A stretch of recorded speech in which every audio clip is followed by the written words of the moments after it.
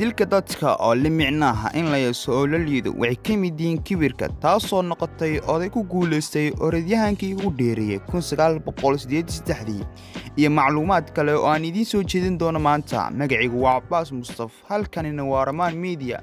Ku soo dhawaada daawadayaal muuqaalkeena maanta. haddii aad like saarto videogan waxaan naga caawin doonaa YouTube-ka inuu dad badan gaarsiiyo.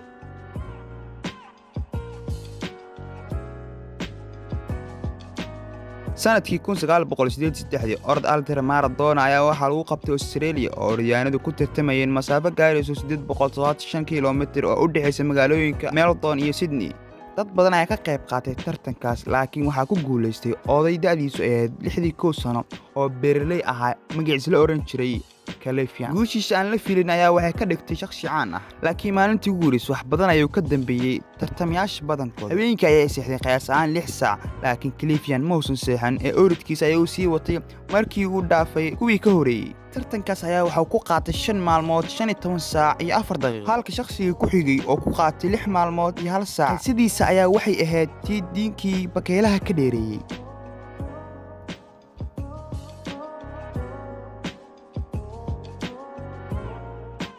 dadka intaysan matagin ka hor dhareer badan ayaa soo sii daaya jirkooda. candhuuftaas ayaa ilkaha, carabka iyo dalqada ka ilaaliso mataga. haddaan si kale u dhaho, aashtada caloosha ku jirto ayaa waxyeelo u geysan karto afka.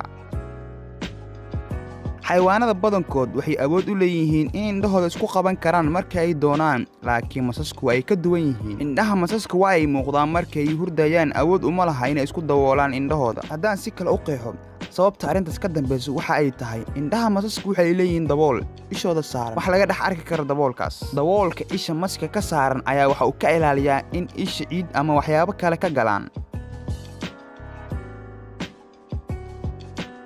haddii aad masaska ka baqdo, waxaa jiro waddamo adduunka ku yaalo oo hal mas aan laga helin. waddamadaas waxaa ka mid ah New Zealand oo aysan masaska ku nooleen dhulkaas, dowladduna mamnuuc ka dhigtay in la geeyo halkaas. xitaa beeraha xayawaanada lagu xanaaneeyo iyo xayawaanada lagu soo bandhigo ama zuuga ayaa la ogoleen in la geeyo oo kuma arkaysid.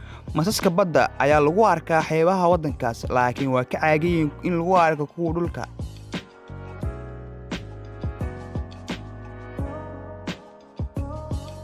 dadka Kuuriyaanka ah badankood kilkishood ma soo urto. haddaan si kale u dhaho, koonfurta Kuuriya waxaa ku yar iibsiga deodorant-iga. arrintaas ayaa waxaa loo sababeeyey inay ka maqan tahay jiin la dhaho ABCC11 oo xiriir leh sababtay u soo urin kilkishooda. laakiin dadka uu ka maqan yahay jiinkaas ayaa kiimikada jeceshahay in bakteeriya la soconin dhididkooda, taas oo yeelayso in kilkishooda ay soo urto. urta ayaa waxaa samayso bakteeriya aysan arki karin oo cuntada borotiinka la socoto. waxaa kaloo dadkaas u sii raaca in dhukiga ku jira dhegtooda oo yahay mid adag oo aan qoyneyn. waxaa jira xaalad la dhaho prosopagnosia oo ku dhaco maskaxda qaybteeda. xaaladdan ayaa waxaa keentaa in dadku ay garan waayaan wejiyada. dadkan ayaa si caadi u arkaan dadka kale, laakiin garan maayaan qofka uu yahay, xitaa haddii ay hore u yaqaaneen. waxay qofka ku garan karaan timihiisa, dharka uu wato ama codkiisa.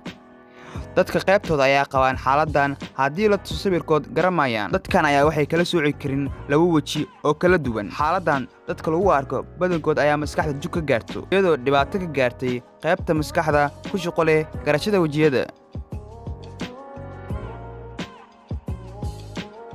kangaruuga waa xayawaan waaweyn, kan keliya markii uu rabo inuu socdo boodbooda. markii uu boodboodayo waxa uu seentiisa dhulka taalo u adeegsadaa lug saddexaad oo kale oo awood u siinayso inuu boodboodo haddii seentiisa dhulka laga qaado oo ay si fudud u boodi karin.